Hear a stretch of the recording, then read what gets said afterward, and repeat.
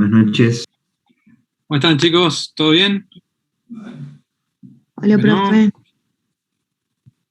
¿qué dicen? ¿Todo bien?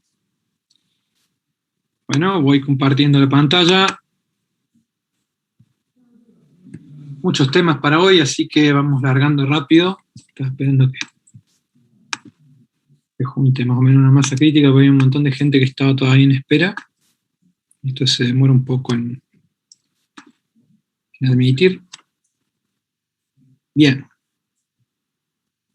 Creo que hasta ahí están todos adentro. Bien, Profe, ahora sí. Sí, decime. antes de comenzar, ¿podría decirme cuándo es la fecha del parcial?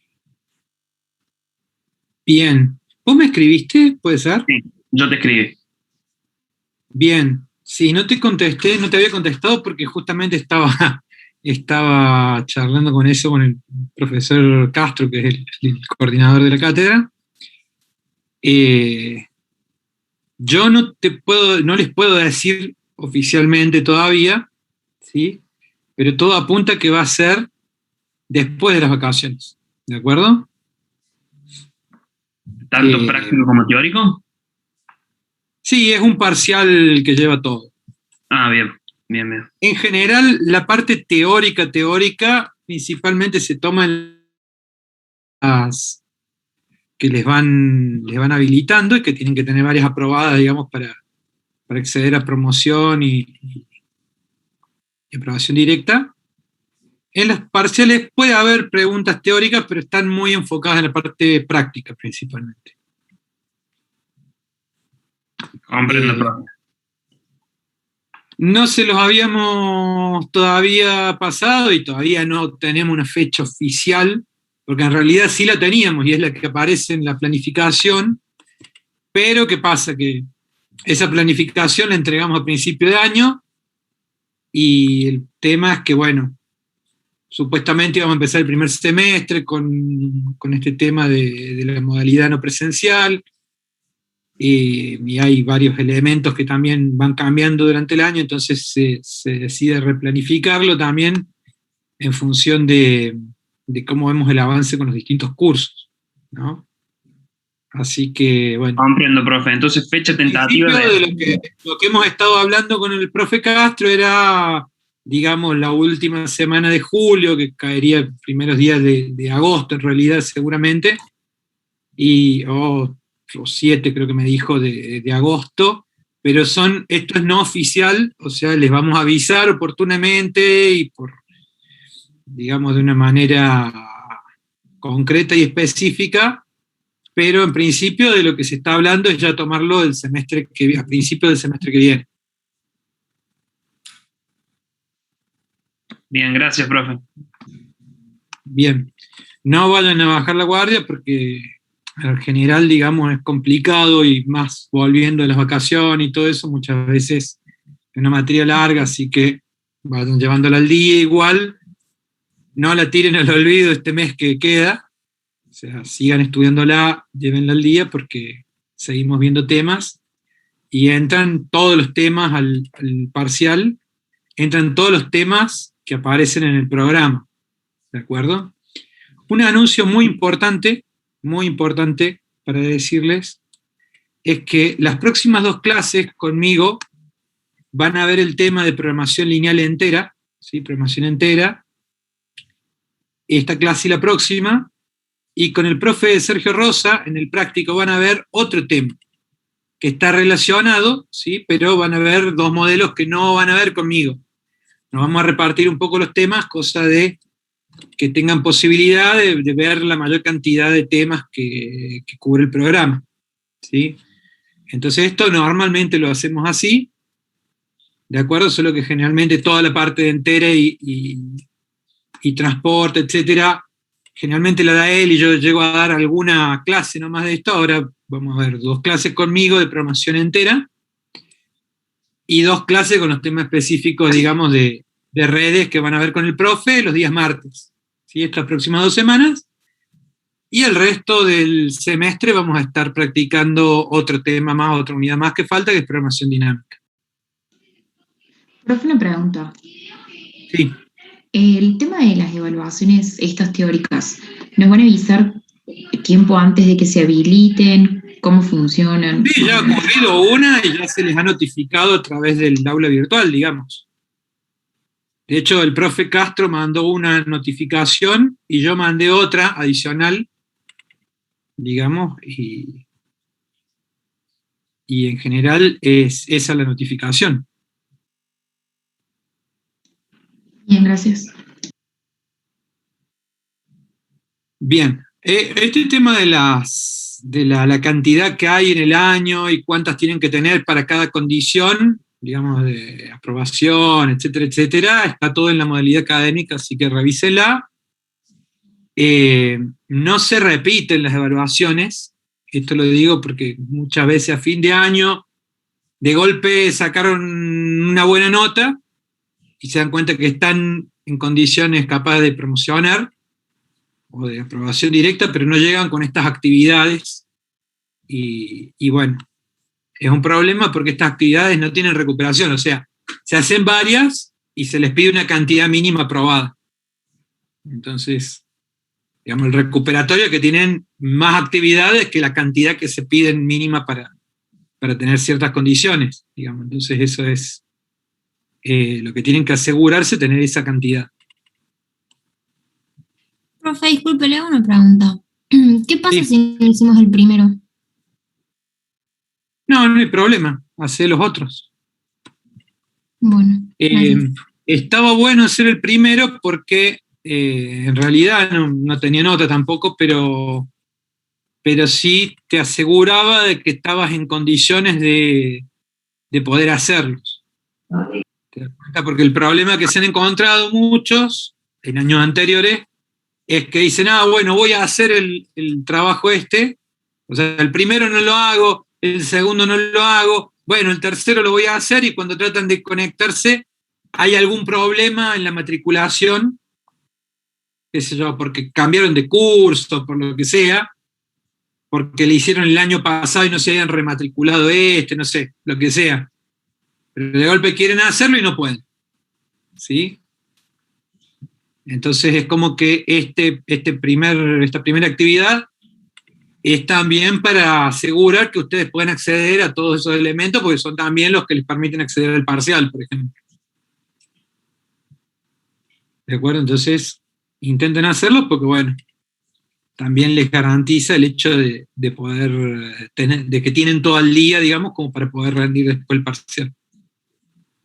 bien, gracias. Por ahí estaría bueno avisarlo en clases. Quizás los mensajes de autogestión o lo V no se revisan tan seguido.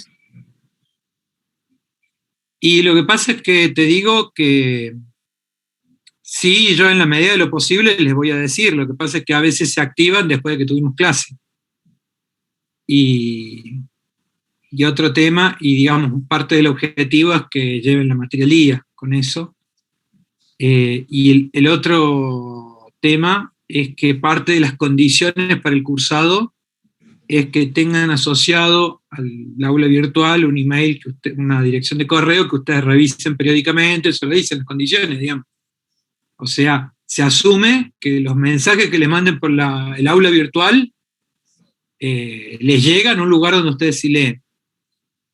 ¿De acuerdo? Capaz que entiendo que capaz que no es un mail, si tenés asociado solamente el mail de la institucional y no lo revisas mucho, bueno, por ahí capaz que te conviene asociarle el de algún otro que sí leas, digamos, o revisar más seguido ese o lo que sea, porque efectivamente, digamos, esa comunicación, como muchas otras, el único medio institucional que va a manejar la cátedra, y lo dice también la modalidad académica, es el aula virtual.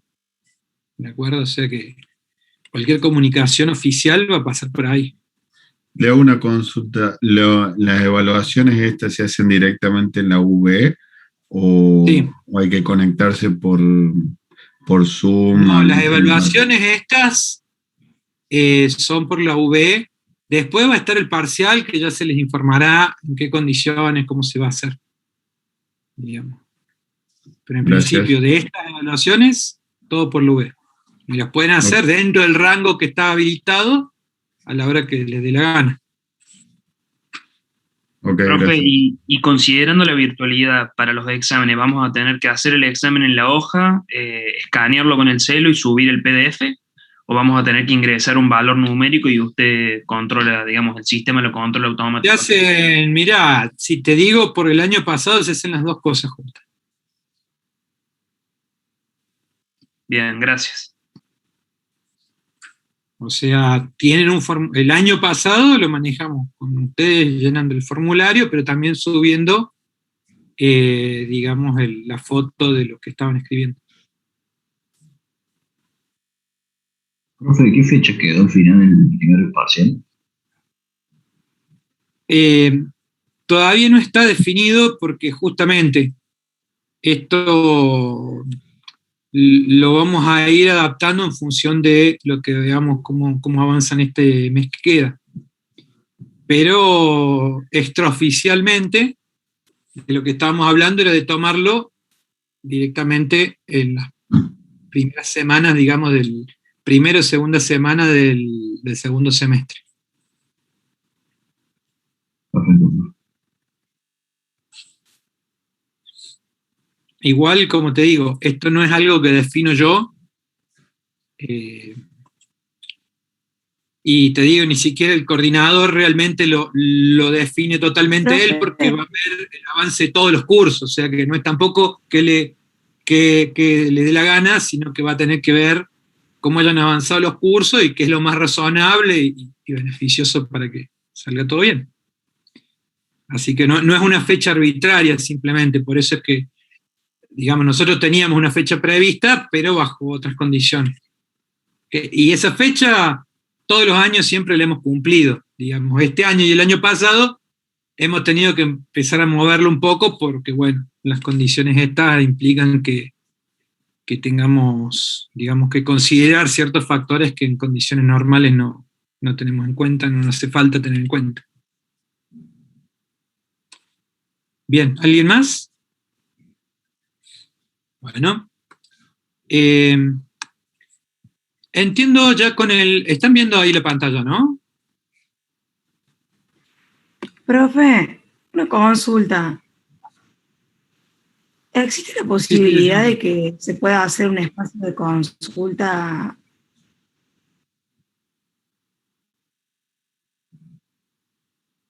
No sé si terminaste la pregunta o se cortó acá porque dijiste lo del espacio de consulta.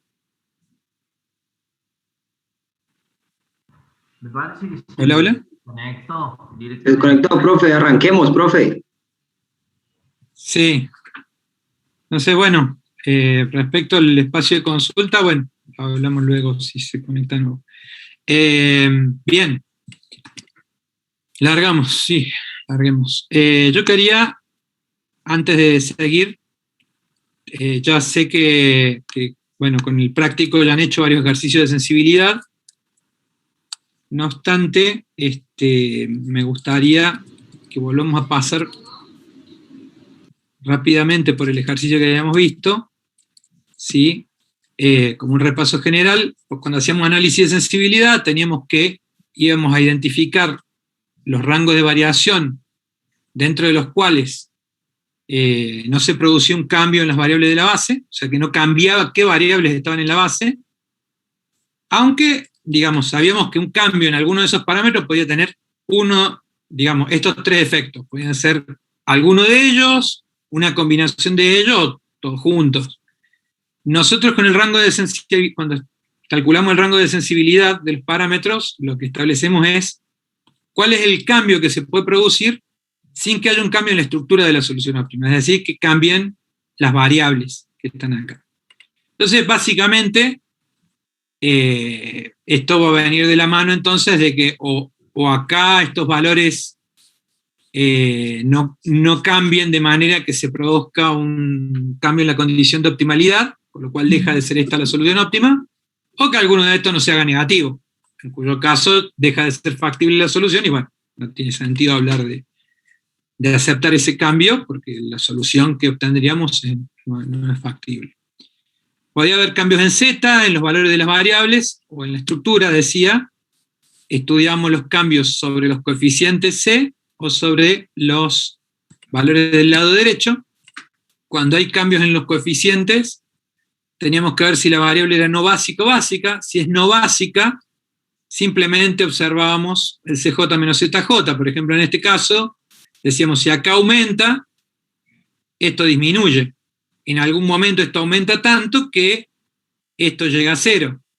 Si esto sigue aumentando, en ese caso, bueno, esto se hace positivo y deja de cumplirse la condición de optimalidad. Lo mismo para este otro caso. Estos serían cambios en coeficientes C sub J, donde están asociados a variables no básicas. Si la variable, bueno, en este caso también, lo había marcado para avisarles, tengan cuidado porque nosotros esto tiene sentido sobre variables funcionales. Sobre variables de holgura no tiene sentido hacer análisis de sensibilidad porque por definición sabemos que el coeficiente es 0 y no puede cambiar, porque es una variable de holgura, entonces siempre va a ser 0. Por otro lado, si el C sub J es de una variable básica, por ejemplo x1, entonces consideramos como que estamos sumando un delta C1 al coeficiente, ¿sí? Este cambio va a impactar sobre, cuando hacemos el producto de este vector sobre cada uno de estos otros vectores, va a impactar en el valor de ZJ, y como cambia el ZJ, va a cambiar el CJ menos ZJ. Entonces, se podía hacer este desarrollo. Este era el ZJ nuevo, ¿sí? Que era simplemente el ZJ viejo más, por ejemplo acá está el 55, más el incremento por el lambda sub KJ, ¿sí? Por la tasa de sustitución correspondiente. Como hacíamos el CJ menos ZJ, podíamos despejar y al final nos quedaba que los nuevos CJ menos ZJ se podían calcular así. Como el CJ menos ZJ viejo menos la tasa de sustitución por el incremento sobre el coeficiente. Entonces, para C1, planteamos para cada una de estas, ¿sí? Para cada una de las variables donde teníamos un CJ menos ZJ distinto de 0, ¿sí? Porque estas otras correspondían a variables que están en la base, ¿sí? Entonces, decíamos, no importa cómo varíe este delta C1, X1 ya está en la base, ¿sí? Igual S4, igual S6. Entonces miro en las variables no básicas, ¿sí? Y a partir de ahí hago el desarrollo. En este caso, por ejemplo, digo menos 15, o sea, esta era la fórmula, ¿no? Y tenía que asegurarme que el valor nuevo siga cumpliendo la condición de optimalidad. Entonces digo, el menos 15, que es el CJ menos ZJ de la columna 2, menos la tasa de sustitución que tenemos, que es 0,5, por el delta C1. Y a esto después lo desarrollo y despejo el delta C1. Entonces sé que ahora el delta C1 tiene que ser mayor o igual que menos 30. Lo mismo hago para la columna de X3 y lo mismo hago para la columna de C4. Como se dan estas tres al mismo tiempo, yo debería considerar cuál es el verdadero rango de variación. Y acá, bueno, vemos que el delta C1 no está acotado hacia arriba, o sea, podría crecer todo lo que quiera, pero no puede decrementar por debajo de menos 30. ¿Por qué uso menos 30 en vez de menos 100 o menos 110? Y porque si se cumple se cumplen todos. En cambio, si se cumple ¿sí? Por ejemplo, menos 109, se está cumpliendo pero no se está cumpliendo ni ni o sea que alguna de esas variables dará un CJ menos ZJ positivo, y entonces esta deja de ser la base, digamos, la solución óptima. Sobre esto, ¿sí? En este caso, es razonable que no esté acotado por arriba, porque es la única variable, ¿sí? Funcional que tenemos, el único producto que estamos fabricando. Entonces, si me están haciendo producir únicamente producto 1, ¿sí? Porque es el que mejor rendimiento me da, si yo le aumento la utilidad de ese producto, obviamente me va a convenir aún más fabricar ese producto. Entonces no va a haber problema, porque, digamos, si aumenta esto, el delta C1, con más ganas voy a querer fabricar de ese tipo de producto. Pero eventualmente podría haber quedado acá X1 y X2, que esto es algo que me preguntaron la clase pasada, ¿no? En ese caso, probablemente acá, en la tasa de sustitución, tendría un valor negativo, ¿sí? Si acá tuviera un X2, por ejemplo, y estoy analizando este. Entonces, ese valor negativo, en alguna de estas, ¿sí? En este caso sería por acá, haría que la tasa de sustitución fuera negativa y esto se haría positivo, y al hacer este despeje me quedaría un menor o igual, ¿de acuerdo? Entonces, básicamente, en este caso no me quedó ninguna restricción de menor o igual, solamente porque hay una sola variable funcional en la base, y las demás son de holgura. Pero si hubiera más variables de holgura, probablemente me va a quedar una restricción de menor. Alguna de estas probablemente va a quedar acotando a delta C1 en que no supere cierto valor positivo. Y ahí me quedará, bueno, que el menor valor que puede admitir el incremento es menos 30 y el mayor será el valor que haya quedado calculado, ¿sí? En este caso en particular no quedó la cota superior, pero, o sea que es infinito la posibilidad de incremento de delta C1, pero si eventualmente yo tuviese, digamos, otra solución, podría llegar a quedar delta C1 menor o igual que 20, por ejemplo. Con lo cual, el incremento estaría entre menos 30 y 20. Después, en este caso, como decía, es de entre menos 30 a infinito, porque no hay ninguna cota de menor o igual. Después, las restricciones para valores del lado derecho, teníamos que discriminar si eran restricciones sobre, o eran valores del lado derecho sobre restricciones no limitantes o limitantes. Las no limitantes son las que tienen holgura, es decir, que yo acá me encuentro que hay dos restricciones que son no limitantes, ¿sí? Y básicamente veíamos que la restricción se comía a la holgura. Entonces yo decía, si ese 4 es la cantidad de materia prima que me sobra, ¿hasta cuánto puedo decrementar esto? Y por cada unidad que yo pierda de materia prima, es simplemente una unidad menos de holgura que voy a tener. Entonces cuando lo decremente tanto que ya no me queda holgura, ese es el límite. Porque si decrementara aún más, no me quedaría holgura que gastar, y ya ahí cambiaría la base. Entonces, el mínimo valor aceptable, digamos, de incremento sería menos 1200, y el máximo sería infinito, porque yo podría aumentar tanto la materia prima como se me dé la gana, y cada unidad extra lo único que hace es producir más holgura. Y con respecto a la otra variable, a S6, bueno, lo que pasaría es que cada unidad extra, digamos, esta es la restricción asociada a S6, cada unidad extra, acá la restricción es de mayor o igual, ¿sí?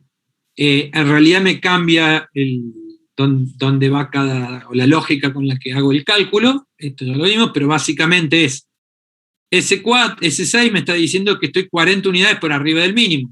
Si yo aumento 1, acá, en vez de estar 40 unidades por arriba del mínimo, estaría 39. Y así, entonces, ¿cuántas unidades puedo pedir como mínimo? Puedo subir esto. Y hasta 40 más de las que tiene acá, ¿sí? Que son las que se comen este excedente.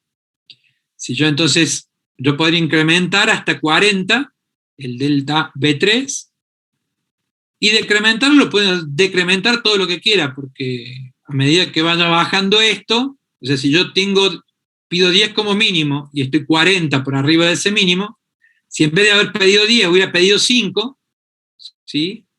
Lo único que pasa es que en vez de estar en 40 por arriba del mínimo, ahora voy a estar 45 por arriba del mínimo. O sea que mientras más baja esto, más grande se hace la holgura y de nuevo, no me importa. Entonces, básicamente esto puede decrementar infinitamente e incrementar hasta 40 unidades. Y ahora quedaba el punto de qué pasa si hay variaciones en el lado derecho, de valores del lado derecho, pero en restricciones limitantes. Acá el único caso era el de las horas de mano de obra. Entonces acá yo digo, bueno, ¿qué pasa si tengo una hora más de mano de obra, por ejemplo? ¿Cómo afectaría? Porque acá las horas de mano de obra son un recurso que he agotado. Entonces, si yo consigo más horas de mano de obra, voy a poder fabricar más, básicamente. Y si consigo menos, voy a fabricar menos.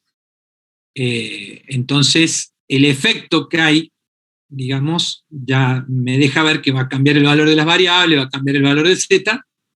Ahora, ¿cómo establezco entre qué rangos puede cambiar sin que cambie la base? Bueno, básicamente, la lógica es la siguiente. Yo digo, ¿cómo calcular un valor nuevo de BLD? Este es el valor actual de las variables básicas. Y cuando yo decía, bueno, si quiero aumentar, por ejemplo, una unidad de holgura, acá acuérdense que esto debería decir S5, si yo quisiera aumentar en una unidad esta holgura, esta variable S5 actualmente vale 0, no está en la base. Si yo quisiera que valga 1, ¿sí? Las tasas de sustitución me decían cuánto perdía yo de las variables básicas. O sea, cuánto había que restarle a estas para saber el nuevo valor. O sea, si yo tengo una hora de holgura, o sea, quiero que me sobre una hora de mano de obra, y eso implica fabricar 0,01 unidades menos del producto 1, y así, digamos, y el negativo se suma, en realidad. Entonces, básicamente, lo que voy a hacer es hacer el cálculo, diciendo ahora, bueno, el valor actual del BLD, ¿sí? Que son los lambda sub i, más el delta, o el incremento que le voy a poner acá, por el vector de las tasas de sustitución. Y yo decía, hey, pero si esto es lo que pierdo, ¿sí? Pero lo que pasa es que así yo lo estoy analizando cuando digo, son 5.000 y quiero que me sobre 1. Entonces está bien, quiere decir que en realidad voy a fabricar con 4.999. Pero ahora lo que estoy estudiando no es que quiero perder una de las 5.000, sino que quiero aumentarle una. Entonces, en vez de leer lo que es como lo que pierdo del plan de producción actual, ahora no es un excedente, no es una unidad que perdí, sino una unidad que voy a agregar. Entonces los números van a ser iguales, pero ahora los voy a sumar. O sea, antes estaba diciendo quiero que me sobre una hora de las 5.000. Y ahora quiero decir, quiero usar las 5.000 y una hora más que estoy tirando. Entonces, esto, el número en valor absoluto sigue siendo el mismo, lo que pasa es que ahora lo sumo, porque estoy asumiendo que no es que quiero que me sobre una hora, sino es que quiero gastarme las 5.000 y además tirarle una hora adicional. Entonces, por eso es que se suma acá, cuando las restricciones son de menor o igual o de igual. Y si la restricción fuera de mayor o igual, entonces se quita. ¿Sí? Esta definición, digamos, es para cualquier variable para cualquier valor del lado derecho de una restricción limitante. Entonces, para nuestro caso, que es la restricción 2, la limitante para ese 5, tomamos el vector del lado derecho más el delta B sub 2, que sería el incremento que ponemos acá, por las tasas de sustitución, y esto lo vamos a sumar porque la restricción era de menor o igual. Esto me está calculando el valor nuevo del BLD, y yo lo que tengo que asegurarme es que el valor nuevo del BLD sea mayor que el vector nulo, mayor o igual que el vector nulo, cosa de que ninguno de los valores de las variables vaya a dar negativo. Entonces esto me genera 3 restricciones distintas, ¿sí? Esta, 1200 por delta BU más delta B2 por menos 0,4, que me queda así. Este es el nuevo valor para ese 4, que debe ser mayor o igual que 0. Y lo mismo para las otras dos. Entonces, bueno, si despejo ahora delta B2, tengan siempre presente que cuando movemos un coeficiente que, digamos, va con el negativo, y lo llevamos multiplicando, dividiendo al otro lado, cambia el sentido de la desigualdad. Por eso es que acá era de mayor o igual y acá quedó como de menor o igual. ¿Sí? Y entonces me quedan estos rangos para delta B2, de los cuales, lógicamente, el más restrictivo, el que si se cumple para todas, es delta B2 menor o igual que 3.000 y delta B2 mayor o igual que menos 4.000. Bien, ¿quedó claro, chicos?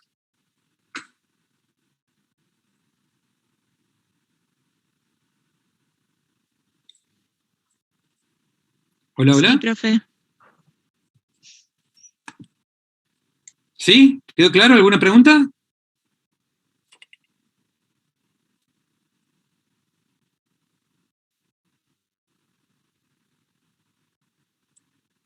Bueno.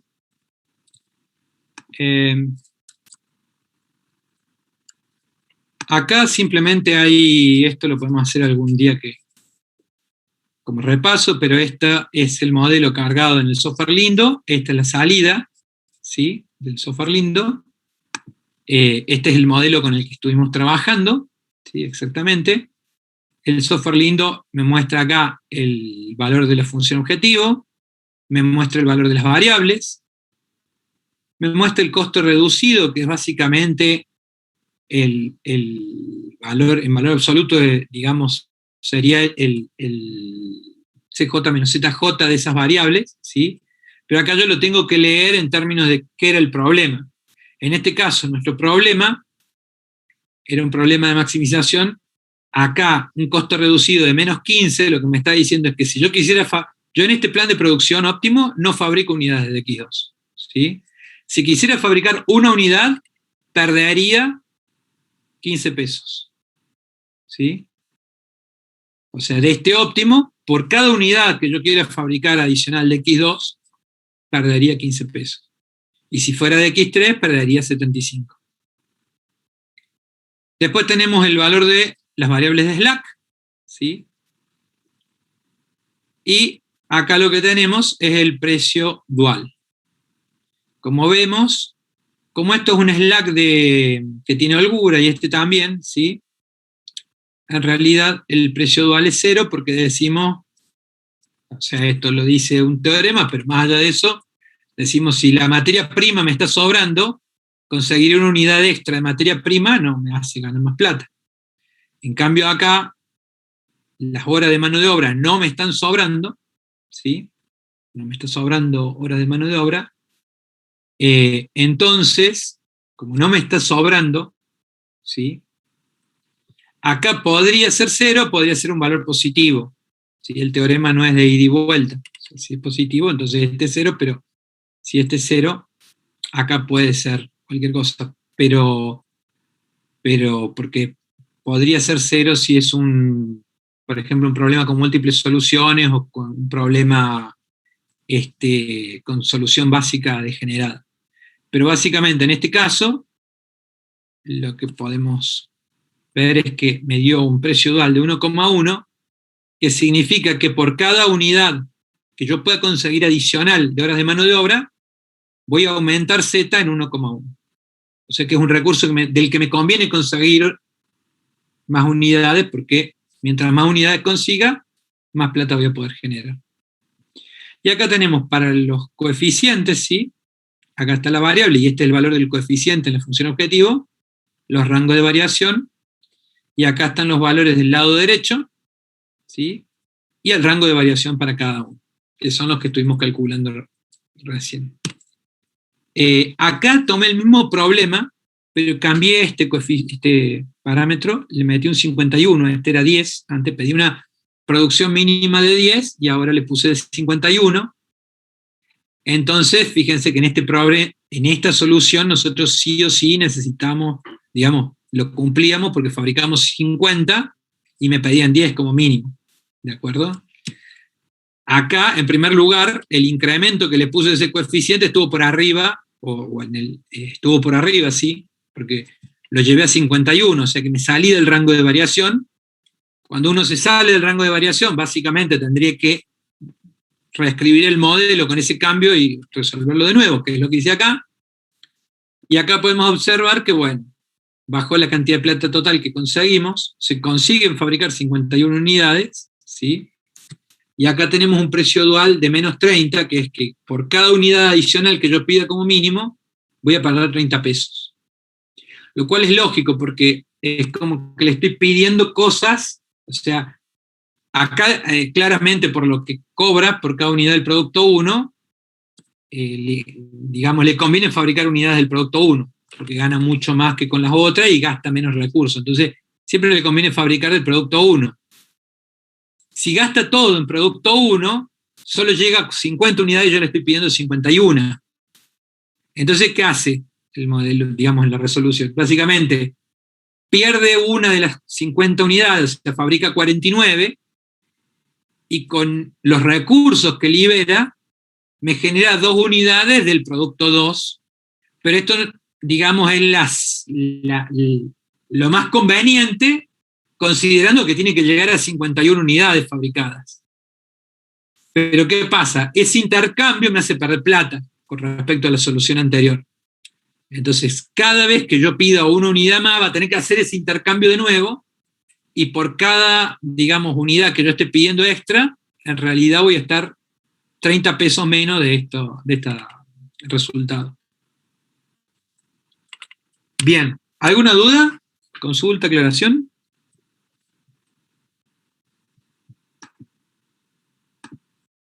Chicos, No, ¿me escuchan? Sí, profe, yo tengo una consulta. ¿Cuál era la diferencia entre precio dual y precio sombra? Bien, el precio sombra es el que te da las variables del problema dual, en primer lugar, ¿sí? Eso tenelo presente. El problema, cuando vos resolves el programa dual, es el valor de las variables del programa dual, ese es el precio sombra. Ahora, más allá de esto, hay una diferencia muy importante entre el precio dual y el precio sombra. Y hay que tenerla presente porque distintos software te dan una cosa o la otra.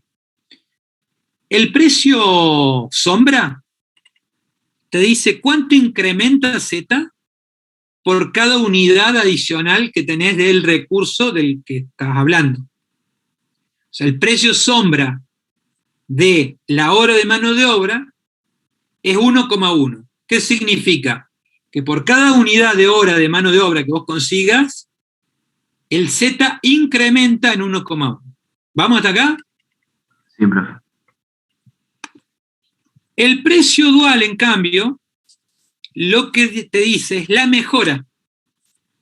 Te dice cuánto mejora Z por cada unidad adicional que conseguís del recurso. Y parecen lo mismo, pero no lo son. ¿Por qué? Porque el precio sombra habla siempre de incremento. ¿Cuánto va a incrementar Z? No me importa si el problema es de máximo o de mínimo. Te está diciendo cuánto va a incrementar Z. ¿Está? Por otro lado, el precio dual siempre habla de mejora. Entonces vos lo tenés que adaptar al tipo de problema que estabas analizando para entender cómo se va a mover Z. O sea, cuando el problema es de máximo, precio dual y precio sombra son lo mismo. Van a ser el mismo número y con el mismo signo. Pero cuando el problema es de mínimo, cambia el signo en realidad. ¿Sí? ¿Por qué? Porque en el precio sombra te va a estar diciendo cuánto incrementa Z. ¿Sí? Y un precio sombra positivo, ¿qué significa? Que básicamente va a estar hablando de un costo más grande. ¿De acuerdo? Entonces, un precio sombra positivo es algo malo para un problema de mínimo. En cambio, un precio dual positivo, voy a decir, el problema es de mínimo y el precio dual es positivo. Quiere decir que en realidad me está bajando el costo. ¿Está? O sea, el precio dual ustedes lo tienen que leer en relación a qué tipo de problema es, si es de máximo o de mínimo. Y un valor positivo siempre está indicando que estás mejorando en el sentido de optimalidad. ¿De acuerdo? Y un valor negativo que estás yendo en el sentido contrario. En cambio, en el precio sombra es más objetivo, porque vos siempre vas a estar hablando de que es cuánto incrementa Z. Entonces no lo tenés que estar, digamos, un precio dual positivo siempre es buena noticia, porque es mejora, está hablando en términos de mejora. Un precio dual positivo, si el problema es de máximo, indica que va a aumentar Z, y un precio dual positivo en un problema de mínimo significa que le va a tener que descontar eso a Z. ¿sí? Pero el valor es positivo. En cambio, en un precio sombra es como más directo. Porque si es positivo es que se va a aumentar Z, y si es negativo es que va a bajar Z. Y alegrate o enojate vos leyendo si era de máximo o de mínimo el problema, pero el precio sombra es más directo, te dices cuánto va a incrementar, nada más. Claro, buenísimo. Buenísimo, gracias, ¿Quedó profesor. claro? Sí, sí. Genial. No, está muy buena la pregunta. Che, bueno, entonces ahora vamos por este otro tema, programación lineal entera. Este ejemplo lo saqué del libro que estamos usando, de la profesora Claudia Cariñano y Catalina Alberto. Y largamos. Hasta ahora nosotros hemos estado trabajando con programas lineales, y entre los supuestos que tenían que cumplirse estaba el de la divisibilidad, que era decir que nosotros podíamos asumir que las variables podían tomar valores fraccionarios. Y eso era un problema porque no modelaba la realidad de todos los problemas. Cuando yo hablaba de kilos de producto o de tiempo que pasaba, capaz que era aceptable un valor fraccionario, pero en muchos problemas nosotros estuvimos tratando cosas que en la práctica no aceptarían un valor fraccionario, ¿sí? Cantidad de personas que van a trabajar en un puesto u otro, cantidad de productos de un tipo y de otro que pueden fabricar, o cantidad de autos de un tipo y de otro, etcétera, etcétera. Entonces hay muchos casos donde no es aceptable, digamos, un valor fraccionario como solución.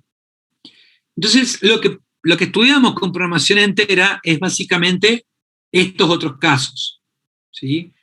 Nosotros veníamos con esos problemas haciendo la vista gorda respecto a que las variables asumieran valor fraccionario sobre cosas que no se podían, más que nada para que vieran una variedad de problemas a modelar más grande. Porque sabíamos que después venía esta unidad y era fácil resolver ese problema, ¿no? Entonces, pero en la práctica ustedes, cuando hay variables que tienen que ser enteras, van a tener que tratarlo a ese tema. Entonces, y el problema es que Simplex solo no lo puede tratar. Simplex, el método Simplex, asume que las variables pueden tomar valores fraccionarios y no hay con qué darle a eso. Entonces, ¿qué es lo que se hace con este tipo de problemas? Bueno, arrancamos con este ejemplito, ¿sí? Tenemos dos variables, A y B, bueno, Z es 10A más 50B, dos restricciones, ¿sí? sobre este conjunto de variables. Y acá es donde cambia en realidad la cosa, porque ahora decimos que ponemos la restricción de no negatividad sobre A y B, que ya la conocíamos, pero además ponemos otra restricción que es del tipo de variable. Y en este caso aclaramos que además de ser mayor o igual que 0, A y B son enteras. ¿De acuerdo? Esto no es un comentario al margen, sino que es como si pusiéramos otra restricción. ¿De acuerdo? Estamos avisando que A y B deben ser enteras. Y esto ya convierte el problema en un problema entero. ¿De acuerdo? Que deberá enfocarse de otra manera. Si ustedes usan un software como Lindo, es simplemente agregar una línea más indicando que las variables son enteras.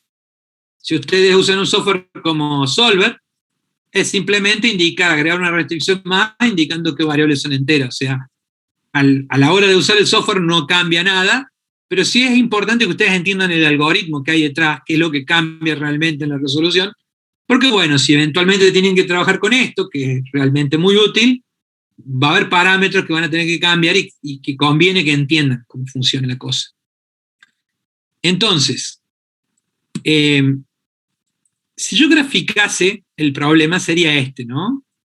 Estas serían las dos restricciones, esta sería la función objetivo, no le den bola a esto todavía, y bueno, desplazando la función objetivo en el sentido de maximización, me da que este punto es el óptimo. En esta solución, ¿sí? Esta solución corresponde al punto 4,45,7, ¿sí? Y me da un Z de 328,9. Ahora, la pregunta es, ¿me sirve esta solución? No me sirve. ¿Por qué? Porque las variables tienen valores fraccionarios, ¿sí? Tienen valores decimales y habíamos especificado que la variable tiene que tener valores enteros. Acá aparece un primer concepto, que es la relajación de un programa entero. Hablamos de la relajación del programa entero cuando decimos que resolvemos el mismo problema, o sea, la relajación es el mismo problema, pero eliminando la restricción de que sean enteras. Entonces, en este caso, ¿sí?, la relajación lineal del programa corresponde a esta solución, ¿sí? Y está bien. Pero esta es la relajación, no es realmente la solución que estamos buscando. Lo que pasa es que nosotros vamos a trabajar mucho, el método simplex, lo que me puede resolver realmente es la relajación, o sea, el programa lineal donde no hay restricción de que sean enteras las variables. Entonces hay que entender bien que existe ese concepto de la relajación. Ahora, si yo resuelvo la relajación, me da esto que no me sirve, y este es el Z. Primer pregunta para pensar. Una solución entera dentro de este espacio de soluciones tendrá un Z mayor, menor, igual, mayor, igual, menor, igual. ¿Qué les parece? No lean nada, acá piénsenlo simplemente. Yo digo, tengo todo esto como región factible. Aunque los que pueden ser solución realmente del problema entero son los puntos azules, que son justo los que caen en las intersecciones de los valores enteros. Entonces, el Z óptimo está acá, ¿sí? Pero para la relajación. Ahora, el Z óptimo para el problema entero, en este problema de máximo, ¿podrá ser mayor que el Z de la relajación? No, profe. No puede, claramente no puede, ¿sí? Puede ser igual si justo coincide, si justo se da que la solución de la relajación ya da variables con valores enteros, entonces bueno, ahí sí, porque coincidieron y da igual. Pero lógicamente, si vos vas a buscar, a ver, esto es bastante sencillo, si vos tenés una región factible, ¿sí?, y esta región factible corresponde a la relajación, y vos adentro vas a buscar el máximo, bueno, encontrarás algún punto. Si vos agregás restricciones ahí adentro, o sea, ya no solamente es el programa lineal de la relajación, sino que además agregás restricciones, lógicamente estás haciendo más chiquito el área donde estás buscando, entonces, en el mejor de los casos te va a dar el mismo Z, pero lo natural es que te dé el mismo más chico, ¿sí? Si fuera de mínimo sería al revés. Pero sigamos pensándolo como un problema de máximo. O sea, yo voy a buscar acá y voy a tratar de llevar la recta Z lo más que pueda en la dirección de optimalidad. Lógicamente, si yo empiezo a poner más restricciones, es más difícil encontrar un mejor valor. O sea, no va a haber un mejor valor que el de la relajación. Bien. ¿Cuál es el tema? Si yo digo, bueno, redondeémoslo, encontramos esta solución, ¿sí?, la 4,457, 4,4, 5,7, redondeémosla al más cercano, que es el siguiente caso. Entonces al 4,4 lo redondeamos a 4, al 5,7 lo redondeamos a 6. ¿Cuál es el problema? Que el punto 5,6 queda fuera de la región factible, ¿sí? El punto 5,6 caería por ahí donde puse el cursor, y está fuera de la región factible. O sea, si redondeo para arriba, eventualmente me puedo salir de la región factible, ¿sí? Podría redondear para abajo, ¿sí? Y si redondeo para abajo, que sería la solución 4,5, sería este punto, me da un Z de 290. Ahora, fíjense una cosa, si yo, por la razón que sea, descubro el punto 2,6, pruebo con el punto 2,6, el punto 2,6, evaluándolo en la función objetivo, además de estar dentro de la región factible, me da un Z más grande. Entonces, ¿qué quiero mostrarles con esto? Que básicamente la mejor solución dentro de los valores enteros que hay en la región factible, no necesariamente la vamos a encontrar redondeando, de hecho puede llegar hasta quedar una solución no factible, ¿sí? Puede quedar una solución que no esté dentro de la región, y eventualmente, aunque quede dentro de la región factible, redondeando, no necesariamente la mejor.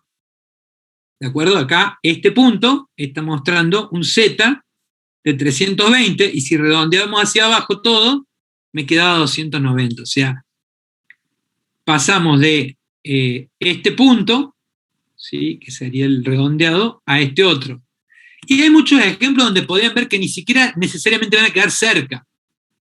O sea que redondeando, capaz que inmediatamente pasa a ser un punto muy lejano el mejor de los enteros. Entonces redondear no sirve. Vamos a ver entonces un método que se llama ramificación y acotamiento, o ramificación y acotación, o branch and bound en inglés, que es el método con el cual, digamos, se puede llegar de manera consistente a la mejor solución. ¿Me siguen hasta acá? ¿Alguna duda? No, profe, muy bien. Bueno, entonces, ¿cómo sigue esto? Tomamos este ejemplo. Una única restricción, una función objetivo, lo resolvemos por método gráfico, vemos que la solución óptima para este problema en la relajación, ¿sí? O sea, vamos a resolver primero la relajación, ¿sí? O sea, obviamos este punto, esta restricción de que tienen que ser enteros, y me da que la solución es 0, 2,5. Llegamos a una solución. El problema es que esta solución no me sirve. Entonces, ¿qué es lo que vamos a hacer? Este método se basa en dos criterios, o dos estrategias, ¿sí?, que trabajan unidas. La estrategia de ramificación, lo que me va a ayudar a hacer es a ir dividiendo la región factible, ¿sí?, o dividir el problema, básicamente, que tengo, en problemas donde eventualmente la solución óptima entera quede en alguno de esos problemas. Entonces, la idea acá es que si, por ejemplo, en el problema anterior, yo decía, bueno, tengo este punto que es el óptimo en la relajación, yo voy a dividir esto en dos problemas distintos. Esos problemas van a mantener parte de la región factible, que tenía el problema original, pero van a eliminar esta parte intermedia, en este caso, porque fíjense que ¿qué tienen en común todos los puntos que estoy señalando acá? Que están entre 5 y 6, o sea, tienen algún valor fraccionario. Entonces, como tienen algún valor fraccionario, cualquiera de ellos no me serviría como solución entera. Entonces, ¿cómo voy a dividir? Voy a crear un nuevo programa lineal que tenga esta misma región factible, pero además va a tener una restricción acá que diga que los valores de B deben ser mayores o iguales que 6. Entonces, básicamente, me estoy quedando con este triangulito de este lado. Ese va a ser uno de los problemas. Decimos ramificación, pero vamos a generar dos ramas. Una rama va a ser un problema nuevo, que va a tener la misma cara que el anterior, pero le agregamos una restricción para que los puntos tengan que ser mayores o iguales que 6, ¿sí? Y al otro le vamos a agregar una restricción, va a tener la misma región factible en principio, pero le agregamos ahora una restricción que diga que los valores de B deben ser menores o iguales que 5, entonces toma esta parte. Entonces, un problema captura esta región factible y el otro problema captura esta región factible, ¿sí? Y esta región se perdió, pero no me importa porque los valores que hay acá adentro, ¿sí?, tienen un valor de B fraccionario. Entonces, no me servían igual. ¿Está claro hasta acá?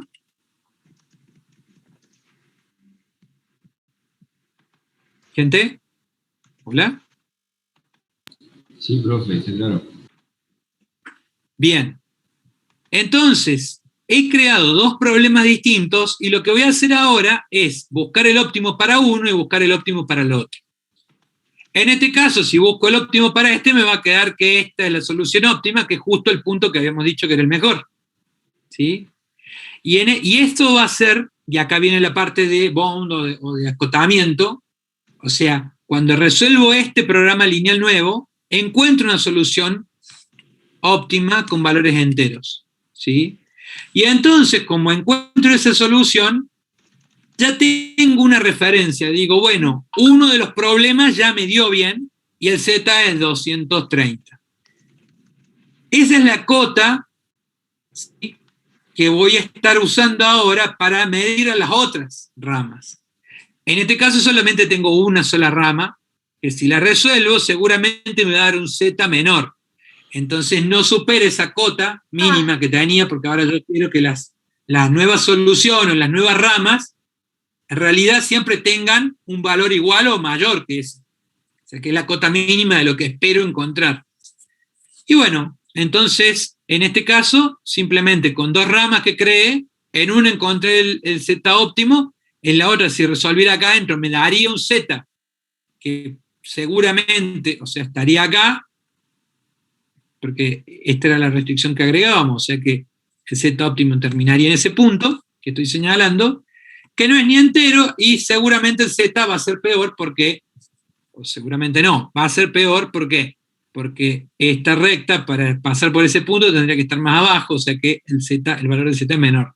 Entonces comparo los dos y digo, bueno, este ya es una solución entera y tiene un valor más grande, este tiene un valor de Z menor. No tiene sentido que siga ramificando porque se da lo que estamos hablando antes. Si yo voy quitando porciones de la región factible, nunca voy a poder encontrar un valor de Z mayor, porque en realidad estoy simplemente eliminando puntos, o sea, en la región más grande donde puedo encontrar el mejor valor, digamos, de Z, y si empiezo a cortar, las regiones que me queden más chicas tienen menos libertad para moverse, entonces los valores de Z van a ir reduciéndose. Lo que pasa es que yo quiero un valor de Z que sea óptimo, pero que además tenga los valores enteros en las variables. ¿Queda claro esto?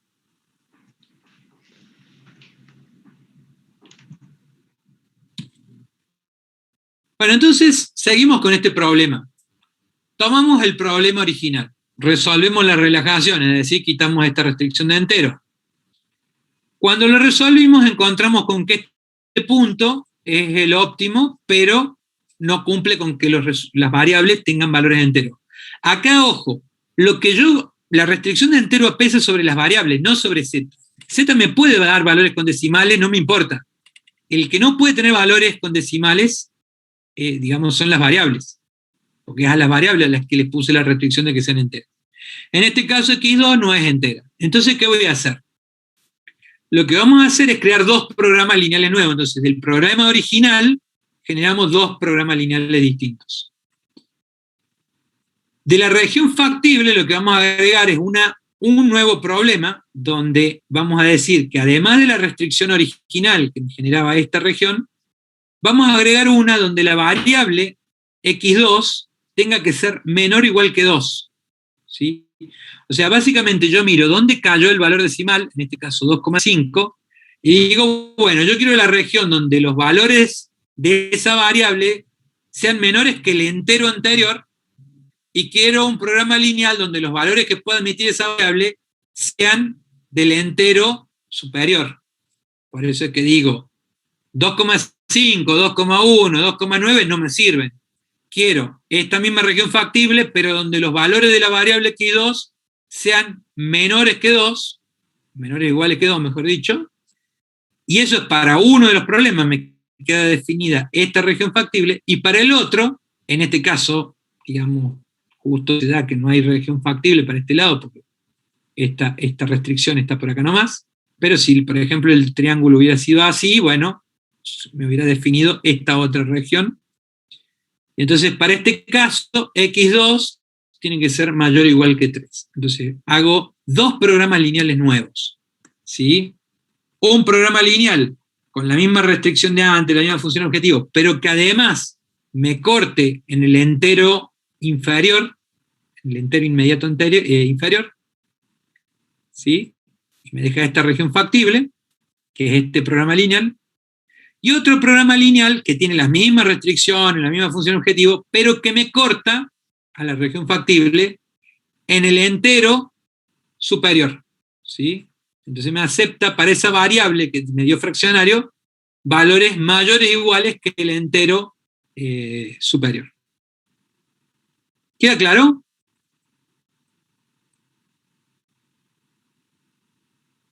Sí, profe. Entonces resuelvo el primer programa lineal, digamos, que me quedaba, me da esto. Puedo observar acá que no me dio con variables enteras, porque x1 me da un valor fraccionario. Resuelvo el otro y es un problema no factible, porque no se cruza, digamos, no hay puntos que cumplan con esta restricción y esta otra al mismo tiempo. Entonces, esta rama no la puedo seguir porque, bueno, quedó así. Entonces, arranqué con esta primer solución. A partir de ahí agregué dos restricciones, ¿sí? Una me dio no factible, ya no puedo seguir por esta rama. La otra no me dio entera. Entonces voy a tener que seguir ramificando por acá. ¿De acuerdo? Entonces, este programa lineal corresponde a este último que habíamos visto, que ya tenía dos restricciones. O sea, la primera, la original del programa, y la segunda, que era que los puntos estuvieran por debajo del entero 2. Entonces lo que vamos a hacer ahora es generar dos nuevos programas lineales. Ahora la variable que me está dando fraccionario es x1. Entonces, ¿qué voy a hacer? Voy a eliminar toda esta franja de puntos, cosa de forzar a que la solución se vaya o a esta región factible que me queda acá, o a esta otra, ¿sí? Pero lo importante es que estos valores que están entre 0 y 1 desaparezcan porque son fraccionarios. O sea, si están entre 0, si son mayores que 0 y menores que 1, son valores fraccionarios. Entonces quiero liquidar esta región factible. Para liquidarla lo que hago es crear dos programas lineales. Uno que va a cortar esta parte, entonces voy a buscar el valor de x1 en esta solución es 0,67, era un punto por ahí, ¿sí? Este valor en realidad es el óptimo. Entonces yo lo que digo es, bueno, cortame esta región buscando que x1 sea por lo menos el entero mayor, ¿sí? Y esto me va a generar un programa lineal que tiene la restricción original, la siguiente que haremos, y otra más, que es que x1 sea mayor o igual que 1. Esto es un programa lineal, y este otro es otro programa lineal, que es este programa lineal más la restricción de que x1 sea menor o igual que el entero anterior. El entero anterior a 0,67 es 0. Entonces es esta región. ¿De acuerdo? Entonces ahí me quedan los dos programas lineales, ¿ven? O sea, mantienen la restricción original, la que habíamos agregado sobre x2, y ahora agregamos otra que es la que opera sobre x1. En una de las ramas que sea mayor o igual que el entero superior, ¿sí? O sea que 1, y en otra de las ramas que sea menor o igual que el entero anterior, que es 0. Profe. Estoy hablando de 0,60. Sí, decime.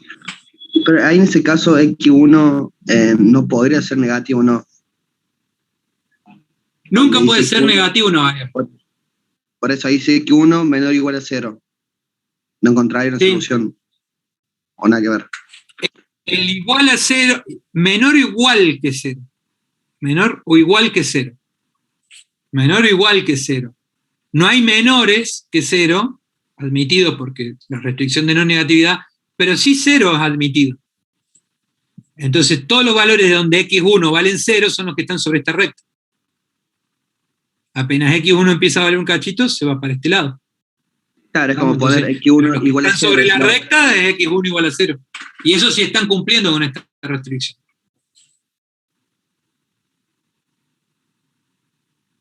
Bien, bien.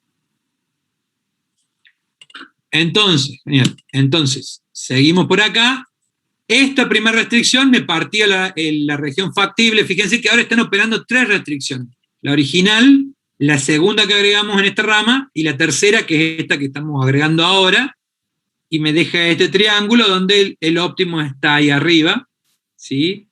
Y fíjense que no me da un valor con variables enteras, o sea que tampoco me va a servir, pero si analizo el otro, resulta que sí me da una solución entera. Esta es la primera solución entera que encontramos. Es solución entera no por el valor de z, sino porque las variables son enteras. x1 vale 0 y x2 vale 2. Esta solución es la primera candidata que tenemos. ¿De acuerdo? Es la primera solución candidata. ¿Por qué? Y porque en realidad esta podría ser una solución óptima para mi problema entero, el problema original que teníamos. Ahora, ¿Qué problema hay acá? El z me da 10, acá empieza, esto es ramificación, pero ahora empieza acotación. ¿Por qué? Porque yo digo, el z de esta rama es 10, ¿sí? Y esta yo no la voy a tener que seguir operando, porque en realidad acá ya encontré una solución que cumple con las restricciones de que sean enteras las variables. O sea que de acá no voy a seguir ramificando. Pero podría seguir ramificando esta otra rama. Y ahí es donde tengo que usar el criterio de acotamiento. ¿Por qué? Porque si, por ejemplo, acá me hubiera dado que el z en esta rama, en esta región factible, es de 9, ponele, en vez de 11,75, acá me hubiera dado 9, yo diría, no hay forma de que de acá adentro, si encima lo empiezo a cortar, a recortar estas áreas, no hay forma de que me salga un z mayor que 10. O sea, si ya el máximo me da 9, entonces no puedo, no tiene sentido que siga ramificando por este lado, porque aunque encuentre una solución con valores enteros, ¿sí?, esa solución nunca podría ser mayor que 9. En este caso, o sea que eso me serviría, por eso que decimos que se convierte en cota, este z. ¿Por qué? Porque sé que como mínimo ahora voy a explorar ramas que tengan valores de z de 10 o más, ¿sí? Pero de menos de 10 no tiene sentido, porque de ahí adentro nunca va a salir una mejor solución que esta que ya encontré. En este caso, en cambio, encontramos que el z es mayor que la cota. Entonces, como es mayor que la cota, no me puedo confiar en que esta sea la mejor solución, porque en una de esas, quien te dice que ramificando por acá, alguno de los puntos que han quedado no tenga un mejor valor de z, y sean, digamos, y sea una solución entera. Entonces, tengo que seguir ramificando, por lo cual, por eso, va a haber que seguir, bueno, estas dos corresponden a estas dos, ¿sí? Habíamos empezado con el problema, generamos dos ramas, una de no factible, de la otra era esta región factible, agregamos dos restricciones, estas son estas dos nuevas ramas, estas dos nuevas ramas son estos dos programas lineales, en esta encontramos una solución entera, entonces es la primera solución candidata, nuestra cota, ¿sí?, es 10, esta es la cota mínima, o sea que menos que eso no nos sirve. Si las ramas que quedasen sin explorar tuvieran un valor menor que 10, o sea, las ramas que queden con valores de z menores que 10, no las exploro, las tacho directamente, no me interesa. En este caso me queda una, por seguir explorando, entonces vamos a ramificar por esta. Con lo cual en el próximo slide lo que voy a poner es esta solución que corresponde a este gráfico. Y sobre este gráfico tendremos que de nuevo hacer una ramificación y cortar, etc. ¿Me siguen hasta acá?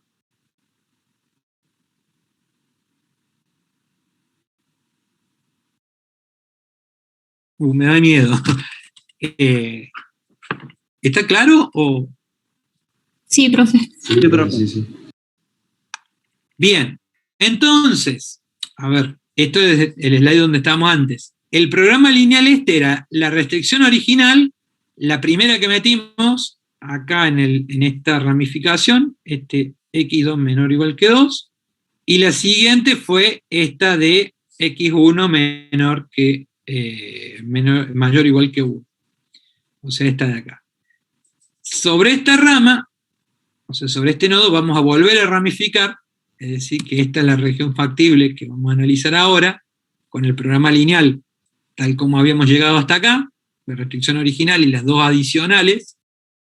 Y ahora lo que vamos a decir es, bueno, acá x1 vale 1, está perfecto, x2 vale 1,75. Esta es la que, esta variable x2 es la que tiene un valor problemático, porque no es entero. Entonces, ¿qué vamos a hacer? Vamos a establecer dos programas lineales nuevos que corten, acá es 1,7, si es este valor de acá, vamos a cortar toda esta región de los valores entre 1 y 2, ¿sí? Y entonces me queda un programa lineal que tiene esta región factible, ¿sí?, con los valores de x2 menores o iguales que 1, Y después me va a quedar esta otra que no, en realidad voy a buscar la intersección entre esta región factible y todo esto, que son los valores de x2 mayor que 2, mayor o igual que 2, que es, digamos, que es un problema no factible, es incompatible esto, ¿sí? Entonces, el primer programa lineal es esto mismo, pero agregando la restricción de que x2 debe ser menor o igual que 1, y el segundo programa lineal es el mismo programa lineal de antes, pero agregándole la restricción de que x2 tiene que ser mayor o igual que 2, ¿sí? O sea, le estamos agregando que cumpla con esta región. Bueno, resolvemos el primero, nos da un óptimo, en este caso, miren, de 2 para x1 y de 1 para x2, o sea, es una solución óptima entera, y el z nos da 11. ¿De acuerdo? Nosotros habíamos encontrado la solución candidata entera anterior, tenía un z de 10. Entonces, este deja de ser el candidato, digamos, la solución candidata, y pasa a ser esta otra, que estaría colgada acá, ¿no? Pasa a ser esta otra, la mejor solución que hemos encontrado hasta el momento. Porque tiene un z más grande en este caso. ¿Sí? Cuando resolvemos este otro, lógicamente, es incompatible porque estamos pidiendo que esté dentro de esta región y que al mismo tiempo esté dentro de esta región. No hay ningún punto que cumpla con eso. Este problema es no factible. Entonces, bueno, ahí hemos terminado de explorar todas las posibilidades, y la solución candidata que hemos encontrado, la mejor de todas las que hemos encontrado, es esta última, que corresponde a x1 igual a 2 y x2 igual a 1. ¿Sí? Fíjense que esta solución está bastante lejos de la solución del problema lineal relajado, que es el que habíamos resuelto primero. O sea, si hubiéramos tomado este valor y simplemente redondeábamos a x2, hubiéramos obtenido un z mucho peor que el que hemos obtenido de esta manera. ¿Sí? De hecho, si yo esto lo redondeo, me queda 0,2, entonces me quedaría un 10 como z para esta solución, ¿sí? Redondeada, y sin embargo en esta me da 11. Esto obviamente parece una diferencia chiquita de una unidad, pero en un problema grande es una diferencia enorme. ¿Sí? Y ni hablar de que pueden aparecer realmente muy lejos la solución óptima entera de la solución del problema relajado redondeada. Entonces, bueno, con este algoritmo conseguimos llegar finalmente a la solución óptima entera. ¿Alguna duda, chicos? No, profe. No, profe. Bueno, un tema a tener en cuenta es que, por ejemplo, en este problema, una de las variables nomás me dio, en cada iteración en realidad en cada problema, me encontré con que una sola variable me daba con un valor fraccionario. Podría pasarles que eventualmente en alguna solución, por ejemplo acá me dé 0,67 y 0,93, perdón, 2,93 en x2. Entonces los dos son fraccionarios, ¿cuál de los dos elijo? Porque cuando ramifican siempre igual. Eligen una única variable y sobre esa agregan estas dos restricciones. Entonces, si las dos variables o varias variables le dan fraccionario, eligen alguna de ellas. No hay una regla directa que asegure un mejor resultado, pero la heurística que se recomienda siempre es tomar aquella variable que esté más cerca de 0,5 en su parte fraccionaria. ¿De acuerdo? O sea que en este caso, donde tengo 0,67 y 2,90 que decía, o 1,90, convendría ramificar por x1, porque la parte fraccionaria está más cerca de 0,5.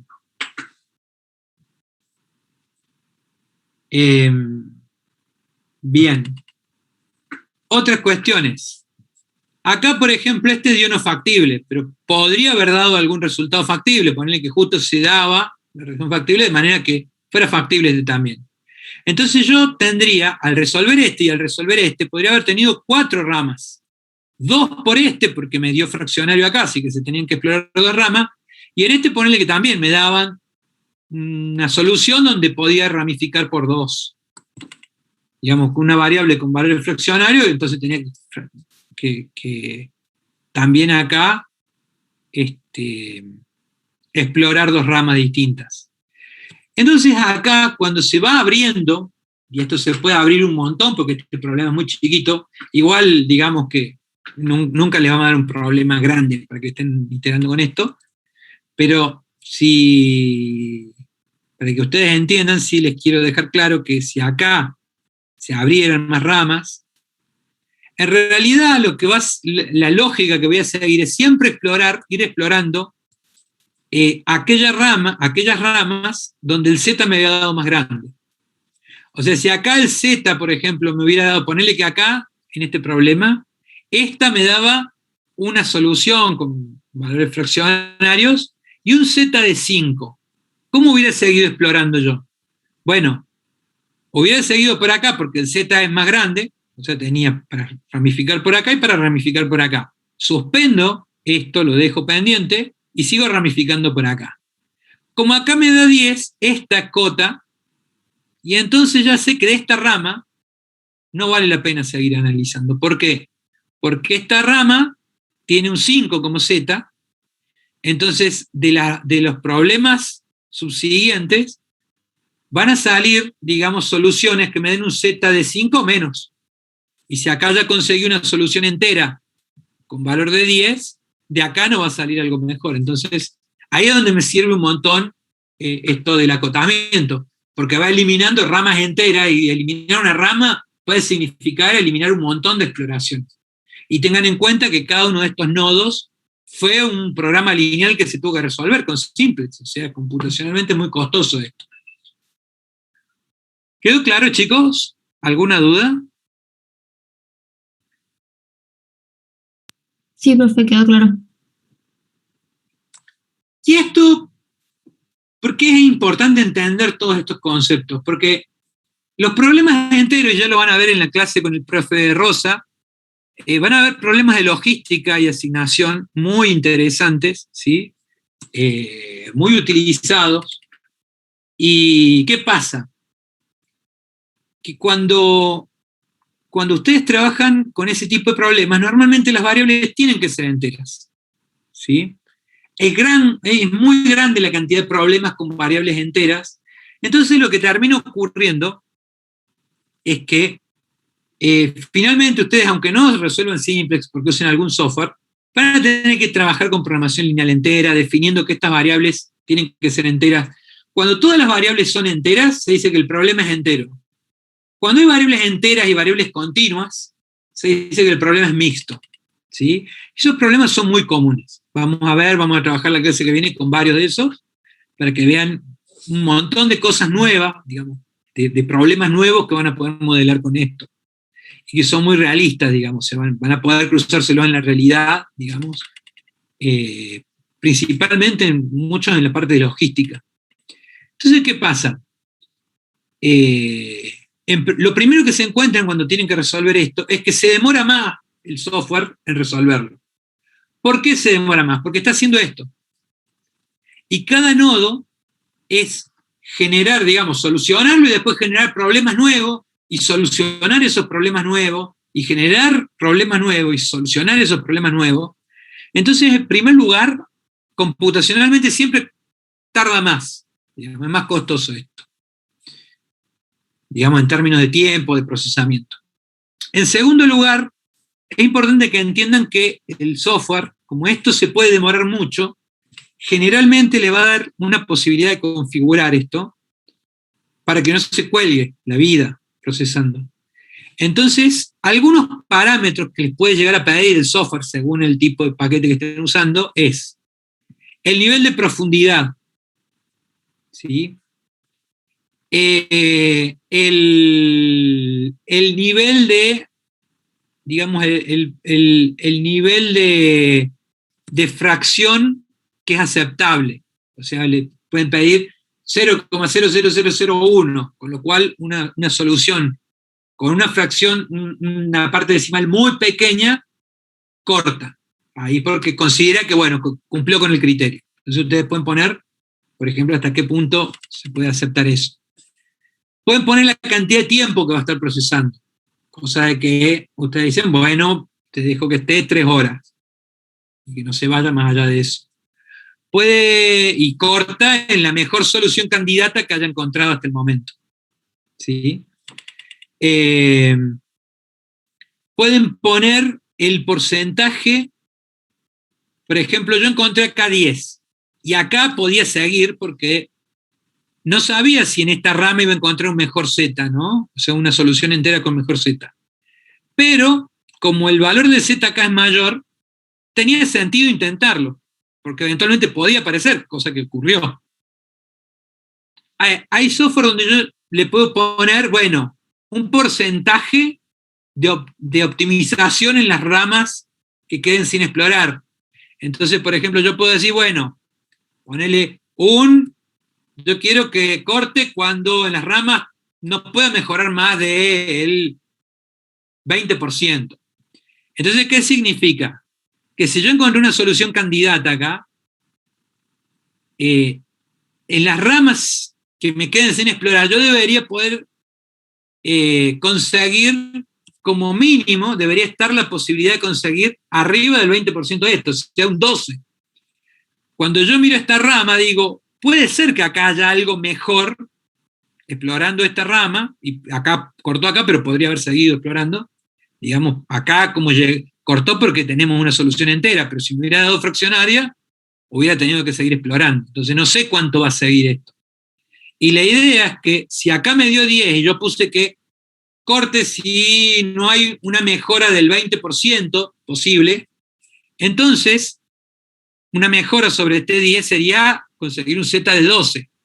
Y por esta rama no lo podría conseguir, porque en el mejor de los casos, no sé en qué nodo, pero eventualmente lo mejor que podría obtener, bajando por acá, es un 11,75 que no llega a ese 20% mejor. Entonces, el software hubiera cortado acá, porque sabe que en la otra rama no va a aparecer algo mejor que el 20% de lo que tengo acá. Entonces, esos son criterios para que, bueno, vaya explorando, pero no se haga todo el árbol completo con todas las posibilidades, porque eventualmente puede haber muchas variables y esto se puede hacer gigantesco. Van a tomar más conciencia de todas las variables que se pueden manejar cuando empecemos a resolver problemas ahora en las próximas clases. Bien, ¿alguna duda, chicos? ¿Consulta, aclaración?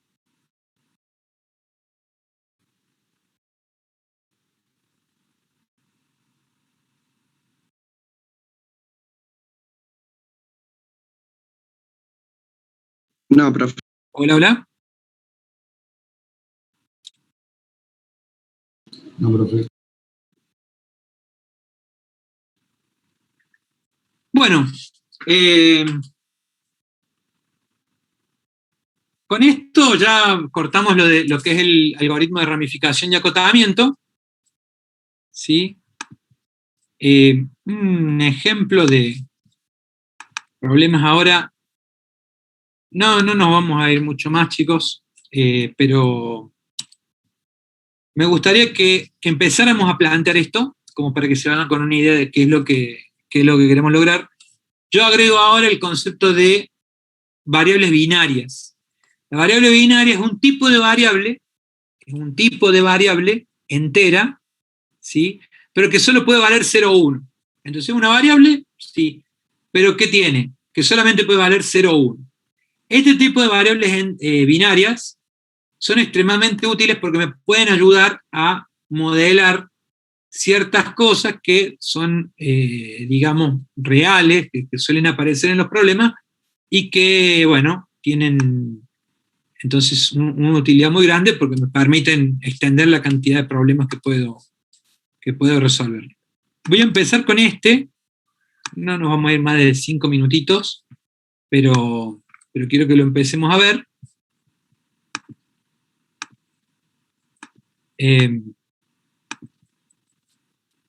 La Carolense, una empresa ubicada en la ciudad de Villa Mercedes, provincia de San Luis, fabrica motores de tractores y máquinas agropecuarias. En la tabla se presenta la información general principal. Tenemos 6 modelos, tenemos diferentes tipos de características, ¿sí? Fabricación, ajuste, potencia, utilidad. Se debe maximizar la utilidad teniendo en cuenta que se dispone de una capacidad de producción de 5.000 horas de fabricación y 3.000 horas de ajuste.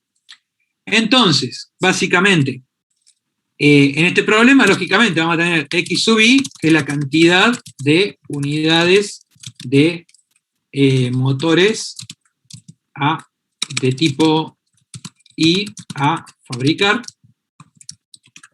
el periodo,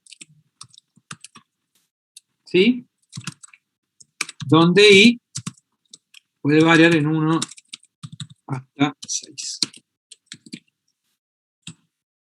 La función objetivo, queremos maximizar la utilidad, sabemos que ganamos 100 por cada unidad del producto 1, 200 por cada unidad del producto 2, 150 por cada unidad del producto 3, 120 por cada unidad del producto 4, 210 por cada unidad del producto 5, me preguntan si les queda alguna duda de esto, y 260 por cada unidad del producto 6. Sujeta A. Y acá nos decían, bueno, 5.000, se dispone de una capacidad de producción de 5.000 horas. Esto es la fabricación, es la cantidad de... Esto me está diciendo cuántas horas le tengo que dedicar, entonces 30 por X1, más 50 por X2, más 70 por X3, más 20 por X4, más 40 por X5, más 50 por X6. Esta es la cantidad total de horas de fabricación y no me debo pasar de las 5.000 que tengo disponibles.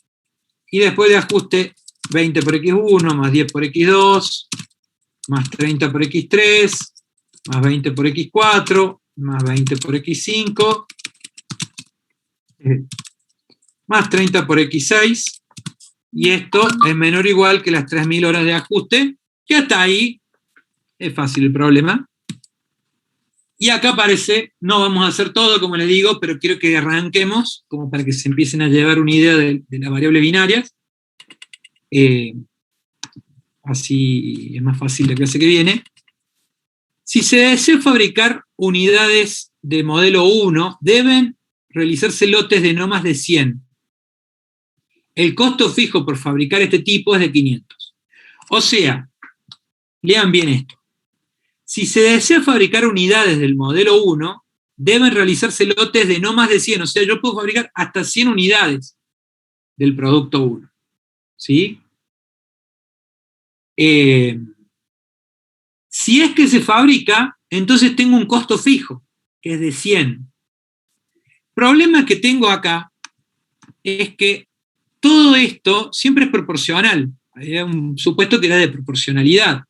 Entonces yo digo, para el producto 1, cada unidad le gano esto, yo ahora le tengo que descontar el costo, que es de 500. Pero ¿por quién lo multiplico ese 500? Porque si yo fabrico unidades del producto 1, ¿sí? No importa cuántas haga, solamente le tengo que restar 500 porque es un costo fijo. Pero si no fabrico ninguna, no tendría sentido pagar ese costo fijo. ¿Me explico? Entonces, esto no lo puedo resolver con las variables con las que veníamos trabajando. Porque si yo lo multiplico por X1, le voy a estar quitando el costo fijo por cada unidad del producto que estoy fabricando. O sea que si fabrico 10, voy a estar restando 10 veces el costo fijo y no tiene sentido eso. O sea, si fabrico 1, fabrico 10 o fabrico 100, siempre se descuenta 500, que es el costo fijo. Pero si no fabrico nada de ese producto, entonces no debo restar el costo fijo. Y ahí es cuando aparecen las variables binarias. La vamos a nombrar normalmente con la variable y, ¿sí? Y las vamos a describir así. Y sub i es igual a 0 si se decide fabricar unidades del motor tipo I. ¿De acuerdo? Y y sub i es igual a 1. Acá es, perdón, si se decide no fabricar es igual a 0. Y si se decide fabricar es y igual a 1. ¿De acuerdo? Entonces, esta variable es binaria.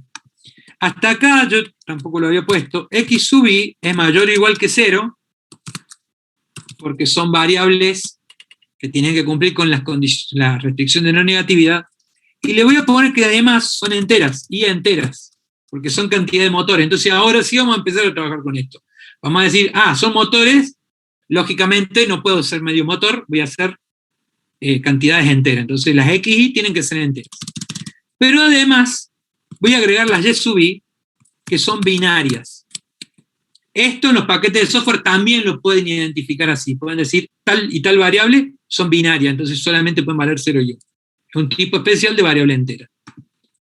Y ahora, ¿cómo manejo esto? Voy a multiplicar por y1 a este 500. Entonces la variable y1 representa la decisión de si voy a fabricar o no unidades del producto 1. ¿Sí? Acá, bueno, lo puse i para indicar que puede ser para cualquiera de estas, porque me estoy adelantando, pero en realidad hasta ahora el problema hablaba de únicamente el producto 1. Así que lo voy a poner así, porque no vamos a ir mucho más allá, pero, o sea, y1 es igual a 0 si no fabrico unidades del tipo 1. Y es igual a 1 si decido fabricar. Y si decido fabricar no importa cuántas son. Es que decidí fabricar de ese tipo. Entonces, ahora le resto el costo, pero multiplicado por la decisión de fabricar. ¿Está claro hasta acá? Sí. ¿Chicos? Sí, profe. Bueno, y acá viene la magia, porque esto solo no sirve así. ¿Por qué? Porque esto, en realidad lo mágico sería creer que x1 y y1 van a trabajar juntas, porque en ningún lado lo dije matemáticamente.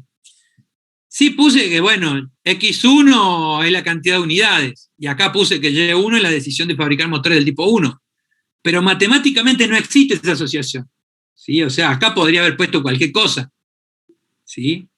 En realidad, no es el hecho de que yo diga que va a ser asociado al tipo 1, esta variable, lo que la asocia. Tiene que haber una asociación matemática. Y esa asociación se hace de esta manera. La cantidad de unidades del producto 1 debe ser menor o igual, ¿sí?, a 100, que es la cantidad máxima que puedo fabricar en el lote del producto 1, por la decisión de fabricarlas. Entonces miren cómo opera esta restricción. Esta restricción es la que hace la magia, y es muy importante que la tengan presente, porque si en un parcial, en un final, no ponen esto, se considera un error de concepto importante. ¿Sí? Entonces, ¿cómo funciona esto? Mi problema es que si yo no pusiera esto, ¿sí?, si esto no existiera, tranquilamente esta variable podría valer, por ejemplo, 50, ¿sí? X1 podría valer 50, y y sub 0, y y1 podría valer 0. Y esta solución, donde esta vale 0 y esta vale 50, podría ser factible porque cumple con las restricciones. Nosotros sabemos que no encaja, que no tiene sentido, pero en las restricciones no hay nada que impida que sea esa solución. Entonces yo lo que necesito es que cuando esta valga 0, esta tenga que forzarse a valer 0. Y cuando esta valga 1, esta pueda tener algún valor mayor que 0. Entonces, ¿cómo funciona esta restricción? Si esta vale 0, ¿sí?, si y1 vale 0, entonces este 100 lo estoy multiplicando por 0. Entonces lo que estoy diciendo es que x1 es menor o igual que 0, con lo cual no le queda otra que ser 0. Porque x1 es mayor o igual que 0 y es menor o igual que 0. Entonces solo le queda la posibilidad de ser 0. Es decir, que cuando la decisión es no fabricar unidades del tipo 1, ¿sí?, la cantidad de unidades del producto 1 tiene que ser menor o igual que 0. Y si la decisión es fabricar unidades del producto 1, entonces la cantidad del producto 1 puede valer entre 0, que es la restricción de no negatividad, y 100. ¿Quedó claro? Sí. Bueno, con esto cortamos. Vamos a seguir con este ejemplo la clase que viene, pero ya con esto pueden leer el libro en esta unidad y entender esto y avanzar un poco más podrían responder esta parte, pero en todo caso pueden resolverla con lo que hemos visto hasta ahora, podrían avanzar un poco más y leer la unidad completa para la clase que viene. Directamente vamos a trabajar con ejercicios, ¿sí? O sea, los conceptos fundamentales teóricos ya los hemos visto, ¿sí? Acá después hay que trabajar un montón sobre variables binarias, pero bueno, lo vamos a hacer con la práctica. Entonces, con esto cortamos, chicos. Nos vemos en la clase que viene. Hasta la próxima.